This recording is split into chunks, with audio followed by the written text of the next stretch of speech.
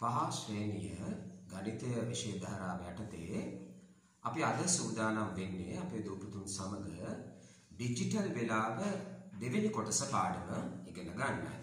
දැන් මේ පළවෙනි කොටස අපේ දූපුතුන් මා සමග ඉගෙන ගත්තා.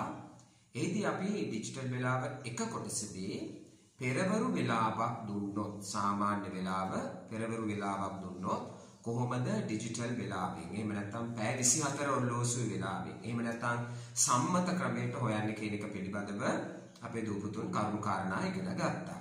දැන් අද අපි ඒක දෙවෙනි කොටසට යමු. ඒදී අපි අවධානය යොමු වෙන්නේ විශේෂයෙන් පස්වරු වේලාවක් කොහොමද ඩිජිටල් ක්‍රමයේදී හොයන්නේ කියලා. එතකොට අපිට මා නැවත මතක් කරන්න කැමතියි ඩිජිටල් වේලාවක් ලියනකොට ඔබ දැනගත යුතු කරුණු කාරණා කිහිපයක් තියෙනවා. පළවෙනි එක තමයි ඩිජිටල් වේලාව දැක්වීමට අපි ඉලක්කම් 4ක් භාවිතා කරනවා. අනිවාර්යයෙන්ම ඒකට ඉලක්කම් 4ක් තියෙන්න ඕනේ. ඊළඟට අපිට මුලට පෑ යන වචනය අපි ලියන්නේ නැහැ. දැන් අපි නව නිර්දේශයේ තුල පෑ යන වචනය අපි භාවිතා කරන්නේ නැහැ. ඒක විශේෂයෙන් මම මේ දෙවෙනි වැඩසටහනේදී ඔබට අවධාරණය කරන්න කැමතියි. ඒක අත්‍යවශ්‍යම නැහැ. අත්‍යවශ්‍යම නැහැ පෑ යන වචනේ භාවිතා කිරීම. ඊළඟට අපි පැය හා මිනිත්තු වෙන් කිරීමට පමණක් 32ක් යොදනවා. මෙන්න මේ කරුණු කාරණා තුන ගැන ඩිජිටල් වේලාව ඉගෙන ගන්න දූපුතුන් මතක තියාගන්න ඕනේ. එකක් තමයි ඉලක්කම් 4ක් අපි භාවිතා කරනවා. එතකොට පැය මිනිත්තු වෙන් කරන්න මැදින් 32ක් තියෙනවා. මුලට පැය කියන වචනේ දෙවීම අත්‍යවශ්‍යම නැහැ කියලා ලියන්න ඕනේ නැහැ. නව නිර්දේශයේ පුතේ 2020 වසරේදී අපි පැය කියන වචනය ඉවත් කොට තිබෙනවා නව නිර්දේශයේ තුල. හොඳයි අපි එහෙනම් ඒක තේරුම් ගන්න බලමු. පස්වරු වේලාවක් ඩිජිටල් ක්‍රමයට ලියන්නේ කොහොමද කියලා. හොඳයි. ඔන්න මෙතනදී තාම සරල දෙයක් තමයි කරන්න තියෙන්නේ. ඒ දෙන ප්‍රශ්නේ පැය ගණනට 12ක් එකතු කරන්න විතරයි අපේ දූල පුතාලට තියෙන්නේ. දැන් පෙරවරු වේලාවකදී අපි බිංදුවක් දානවා කියවනේ. ඒ වගේ මේ වැඩසටහනේදී ඔන්න ඔබ මතක තියාගන්න ඔබට තියෙන්නේ පැය කොටසට පමණක් මිනිත්තු පැත්ත මොනවද තිබුණත් ප්‍රශ්නයක් නැහැ. පැය කොටසට පමණක් 12ක් එකතු කරලා ඔන්න ලියන්න. අපි එකක් කරලා බලමු. මේ බලන්න උදාහරණයක් අපි බලමු. ඔන්න ඔබට දෙනවා පස්වරු 3යි 15. පස්වරු කියලා දෙනවනේ. එතකොට ඔබට හඳුනා ගන්න පුළුවන්. එතකොට පස්වරු වේලාවක් නම් අනිවාර්යෙන්ම යන්නේ 13න් පස්සේ වේලාවක්. 13, 14, 15, 16, 17 ඔය ආදී වශයෙන්. එහෙනම් මේක එච්චර හිතන්න දෙයක් නෑ. 3ට මේ ඉස්සරහා තියෙන 3ට 12ක් එකතු කරන්න තියෙන්නේ. එතකොට 3ට 12ක් එකතු කරාම 15යි. 12යි 3යි 15යි. එතකොට අපිට උත්තරේ ගොඩ නගන්න පුළුවන් 15 32 15. පැය ලිවීම අවශ්‍ය නැහැ. පැය ලිවීම අවශ්‍ය නැහැ. 15 32 15. ඊළඟට අපි තව එකක් බලමු.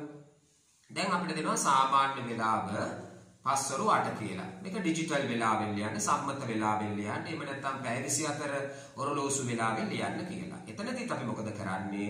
මේ 8ට 12ක් එකතු කරනවා විතරයි. ලොකුවට ඒක ගැන හිතන්න දෙයක් නැහැ. 8ට 12ක් එකතු කරාම 20යි. ඒ අනුව අපි උත්තරේ එනවා ඩිජිටල් වේලාව 20යි 32යි 0.2. 20යි 32යි 0.2. මම හිතනවා ඔබට පැහැදිලි මම මේ කියන්න හදන කාරණේ.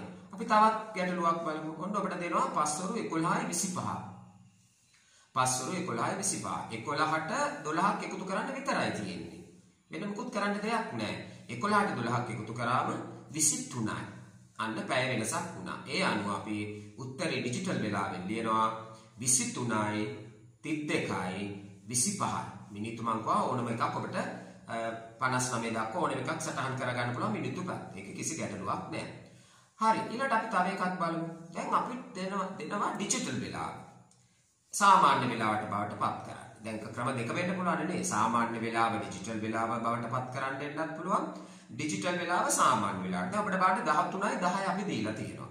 ඒ 13 14 15 දීපු ගම අපේ දූල පුතාලා දැනගන්න ඕනේ මේක පස්වරු වේලාව.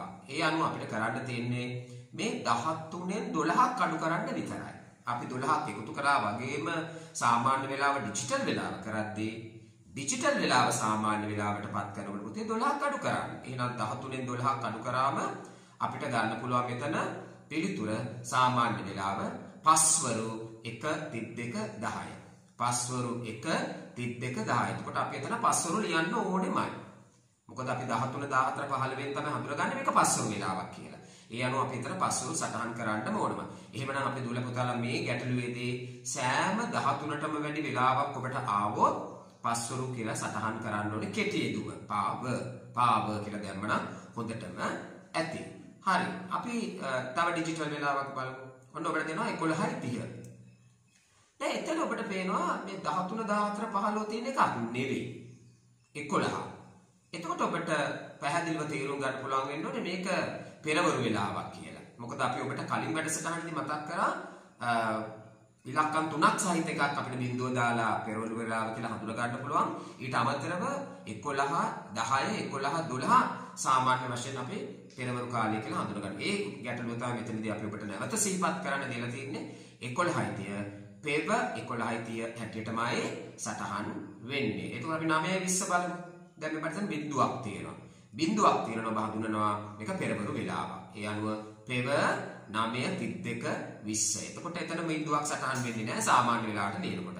අපි ඔක හඳුනගන්නේ අන්න ඒකෙන්.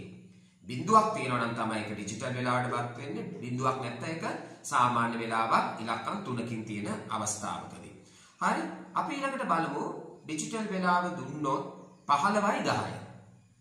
15:10. එතකොට ඔබ දන්නවා 15 කියන්නේ හවස වෙලාවක්, පස්වරු වෙලාවක්. ඒ අනුව ඔබ දන්නවා 13ට වැඩි සෑම වෙලාවක්ම පස්වරු වෙලාවක්. නිසා අපිට අන්න උත්තරයට එන්න පුළුවන් සාමාන්‍ය වෙලාව පස්වරු 3:32:10. එතකොට 15ෙන් 12 කඩු කරන්න තියෙන්නේ. එතකොට පස්වරු 3:32:10 කියන විසඳුම ළඟට අපිට එන්න පුළුවන්. අපි 20:40 දුන්නොත් බලන්න. ඒකෙත් 13ට වැඩි වෙලාවක් නේ අනිවාර්යයෙන්ම පස්වරු. නේද? එතකොට 20ෙන් 12 කඩු කරාම 8යි, පස්වරු 8යි 40 කියලා අපිට එතනට එන්න පුළුවන්. හොඳයි මේ කරුණු හොඳින් ධාරණය කරාද කියලා බලන්න පුංචි පැවරුමක් දෙනවා. පහත වෙලාවන් ඩිජිටල් ක්‍රමයට ලියමු. සාමාන්‍ය වෙලාව දීලා තියෙනවා ඩිජිටල් ක්‍රමයට. පස්වරු 10:15. ඊට අපි ගමු පස්වරු 5. පැහැදිලිද ඔබට? එහෙනම් ඩිජිටල් වෙලාව සාමාන්‍ය ක්‍රමයට ලියන්න කිව්වහම අපිට ගන්න පුළුවන් මෙන්න මේ විදිහට 20:42. දැන් 20:42 ඩිජිටල් වෙලාවක්නේ. එතකොට 12ක් අඩු කරලා ඔබට උත්තරේ ගන්න පුළුවන්. අපි තව එකක් බලමු. 0.4:40. 0.4:40. එතකොට බිඳුව කියන්නේ පෙරවරු වෙලාවක්නේ. ඒ විදිහට ඔබට සාමාන්‍ය වෙලාවට එක ගොඩ නගන්න පුළුවන්. හරි. අපි තව ගැටලුවක් බලමු. 16:12. 16:12. එතකොට 12ක් අඩු කරලා ඔන්න ඔබට පුළුවන් පස්වරු වෙලාවක් හදා ගන්න. ඒ වගේම 13 13 පස්වරු වෙලාවක් 12ක් අඩු කරා නම් සාමාන්‍ය වෙලාවට බවට ඔබට පත් කරන්න පුළුවන්.